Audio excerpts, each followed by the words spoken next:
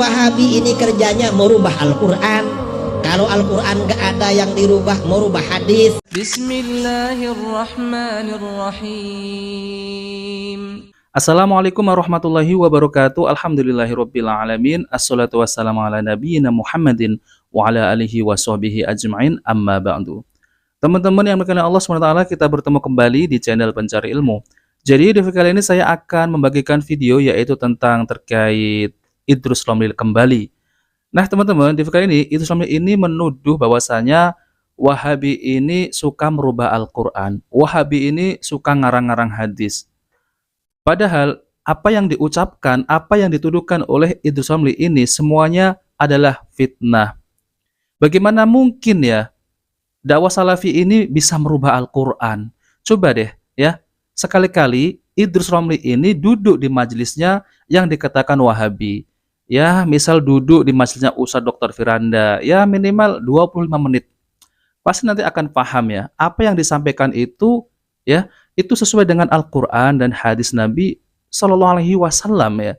Bukan ngarang-ngarang Al-Quran ataupun bukan ngarang-ngarang hadis, apalagi sampai merubah Al-Quran. Itu jelas-jelas adalah fitnah ya.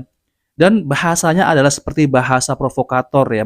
Jadi umat ini diprovokatori oleh Idrus Romli agar membenci dakwah salafi ini. Nah, kalau umat sudah diprovokatori, tentu umat akan membenci yang namanya dakwah salafi ini. Padahal apa yang dituduhkan oleh Idrus Romli itu, yang katanya Wahabi ini suka merubah Al-Quran dan suka ngarang-ngarang hadis, itu tidak benar. Justru Idrus Romli ini yang selalu mengedepankan hawa nafsunya ketika menjelaskan suatu dalil, itu selalunya mengedepankan hawa nafsunya, tidak sesuai dengan pemahaman para sahabat Nabi Shallallahu Alaihi Wasallam. Nah oke teman-teman, kita langsung saja mari kita simak videonya. Karena Wahabi ini kerjanya merubah Al-Quran. Kalau Al-Quran gak ada yang dirubah, merubah hadis. Kalau gak ada hadis yang dirubah, ngarang-ngarang dalil. Kalau gak ada dalil yang mau dikarang gak ada, maka bagaimana bikin propaganda? Apa propagandanya? Wahabi kalau bangun masjid dikasih nama Masjid Abu Bakar, Masjid Umar bin Khattab. Kalau bangun lembaga namanya apa? Pondoknya Pondok Ali bin Abi Thalib, lembaga Abu Ubaidah. Isinya seperti itu saudara. Nama-namanya ini di Indonesia saudara, yang perlu kita tahu. Pondok-pondok yang didirikan oleh Wahabi hampir semuanya bernama Pondok Pesantren Imam Syafi'i. Nah teman-teman yang dimuliakan Allah SWT, jadi itulah ya tuduhan-tuduhan yang tidak masuk akal sama sekali ya. Kok bisa-bisanya Idrus Romli ini berkata demikian? Apa nggak takut dosa ya? Sekarang umat itu sudah cerdas ya. Emang salah kalau ya Salafi yang duduk sebagai Wahabi ini membangun pondok dengan nama ya Imam Syafi'i, Imam Ahmad. Semua imam ini milik ya kelompok Idrus Romli. Wah, kalau seperti ini ya tidak dewasa kalau seperti itu ya. Seperti 4 imam mazhab, apakah ini semua diklaim milik kelompok Idrus Romli? Seperti Imam Malik, Imam Hanafi, Imam Syafi'i, Imam Hambali. Tentu itu milik semua kaum muslimin ya. Kok bisa-bisanya seakan-akan kelompok Wahabi ini ya membuat propaganda? Propaganda dari mana? Nah teman-teman, maka dari itu jangan sampai terprovokasi oleh ucapan Idrus Romli ini. Nah mereka ini tidak mampu untuk membantah hujah-hujah yang kuat dari dakwah salafi ini, maka mereka ini membuat provokasi terhadap umat. Agar apa? Agar umat ini jauh dari dakwah salafi ini yang dituduh sebagai Wahabi, radikal, dan lain-lain. Itulah ya, mereka kalau sudah mulai mentok ya, sudah tidak bisa menangani dakwah salafi ini yang semakin berkembang, maka ujung-ujungnya adalah memprovokasi umat.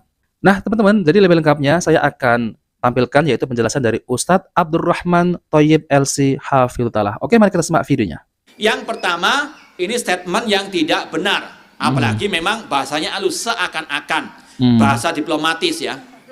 Namun kita luruskan, dakwah salafiyah ya, madhab salaf tidak sama sekali menabrak 4 madhab tersebut. Bahkan madhab salaf, dakwah salafiyah mengikuti wasiat 4 imam madhab ya. Apa wasiat mereka? Idza sahal hadis fahuwa madhabi. Apabila sahih suatu hadis, itulah madhabku. Mereka menyuruh kita untuk mengikuti al-hadis. Al-hadis ya. Imam Abu Hanifah mengatakan, la yahillu li ahadin an ya'khudha biqauli ma lam ya'lam min aina akhadna. Tidak halal bagi seorang pun untuk mengambil ucapanku sampai mereka tahu dari mana kami mengambil ucapan tersebut. Larangan untuk taklid kepada beliau.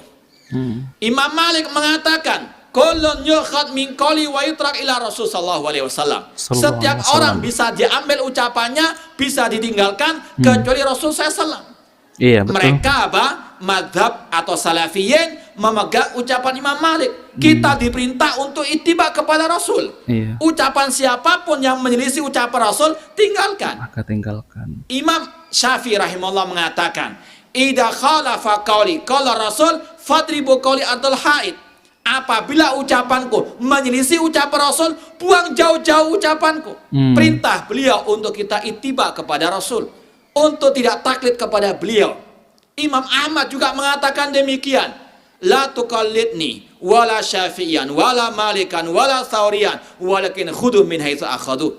Jangan taklid kepadaku, jangan taklid kepada Syafi'i, kepada Malik, kepada Thauri, namun ambil dari mana mereka mengambil. Ini madhab as-salaf, ini dakwah salafiyah, menyeru umat mengikuti Al-Quran dan Sunnah dengan pemahaman para sahabat Rasulullah SAW. Dan tidak ada perintah wajib mengikuti salah satu madhab dari 4 madhab tersebut. Coba sebutkan dalilnya. Ada enggak? Kita kasih hadiah. Saya kasih dia enggak ada. Harus memakai madhab Syafi'i dalam semua hal. Harus memakai madhab Ahmad, tidak ada. Yang ada atiullah wa atiur ar-rasul. Dan itu wasiat 4 imam madhab tersebut. Apalagi dalam masalah akidah, mereka satu kesatuan, tidak ada perselisihan. Ya, kalau bisa dikatakan 99,9% mereka bersatu dalam akidah. Ini yang diikuti oleh siapa? Dakwah salafiyah. Kalau ada yang menganggap dakwah salafiyah itu madhab baru, kita buktikan.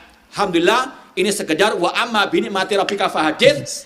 Ada penikmat Allah, maka ceritakanlah. Ya, kita banyak membahas lebih dari 20 kitab akidah salaf. Ya, mulai kitab Ushul Sunnah Imam Ahmad, akidah salaf Ashabul Hadis, akidah Imam Syafi'i, akidah Imam Malik Junior, Imam Barbahari, banyak. Tidak ada perbedaan dalam akidah mereka.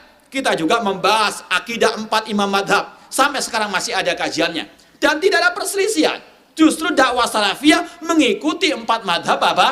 Tersebut. Justru mereka yang menuduh kita yang nggak ikut madhab Asy-Syafi'i. Imam Syafi'i mengatakan Allah fis sama, Allah di langit. Mereka mengatakan Allah di mana-mana. Mana yang katanya ikut Imam Syafi'i? Kita atau mereka? Ya, justru mereka yang membuat ajaran yang keluar dari 4 madhab tersebut. Namun itulah, ya, orang asbun saja, asal nuduh saja, tidak pakai bukti. Nah, teman-teman yang dimuliakan Allah Subhanahu wa taala, jadi itulah ya penjelasan dari Ustadz Abdurrahman Thoyyib LC Hafizahullah taala. Jadi apa yang dituduhkan oleh Bapak Idrus Romli ini adalah tuduhan yang keji sekali ya, tidak mendasar, apalagi yang katanya Salafi Wahabi ini merubah-rubah Al-Quran. Allahu Akbar ya. Sejak kapan itu? Saya belum pernah ya ada kajian ustadz-ustadz Salafi ini merubah Al-Quran. Lalu kemudian kalau hadis, ngarang-ngarang hadis itu dari mana ya? Sebenarnya mereka sendiri yang suka ngarang-ngarang hadis ya.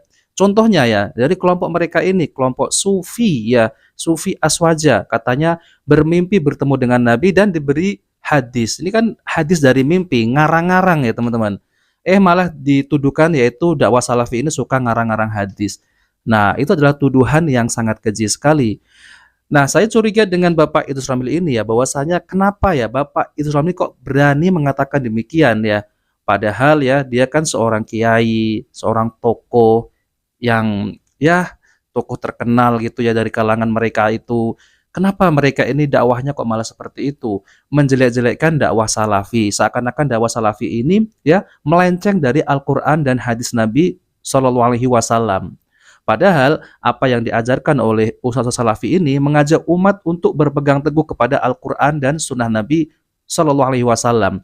Mungkin Bapak Idrus Romli ini tidak suka karena dakwah salafi ini semakin berkembang, apalagi ya pondok-pondok salafi ini semakin diminati oleh kaum muslimin karena di dalamnya itu yang diajarkan itu sesuai dengan pemahaman para salafus soleh. Dan satu lagi, pondoknya itu tidak ada yang terlibat yaitu ataupun terafiliasi yaitu kasus pencabulan. Walaupun yang saya tunjukkan itu adalah oknum namun banyak. Nah, itu sebagai contoh ya teman-teman ya. Apalagi Idrus Ramli ini juga pernah mengatakan bahwasanya jangan memasukkan anak di pondok pesantren Wahabi, katanya seperti itu ya. Nah, terus mau dimasukkan di mana ya? Katanya ya di pondok mereka sendiri. Nggak apa-apa kalau ngehina pondok pesantren Wahabi ini ya, katanya haram memasukkan. Terserah. Jadi nanti masyarakat yang bisa menilai sendiri. Nah, oke teman-teman, jadi saya pertegaskan bahwasanya dakwah salafi ini adalah mengajak umat untuk berpegang teguh kepada Al-Qur'an dan hadis-hadis Nabi Shallallahu alaihi wasallam dan sesuai dengan pemahaman para sahabat ya. Jadi bukan ngarang-ngarang, bukan merubah Al-Qur'an seperti apa yang dituduhkan oleh Bapak Idrus Ramli. Nah, teman-teman jangan lupa like dan subscribe di channel Pencari Ilmu. Wabillahi taufiq wal hidayah. Wassalamualaikum warahmatullahi wabarakatuh.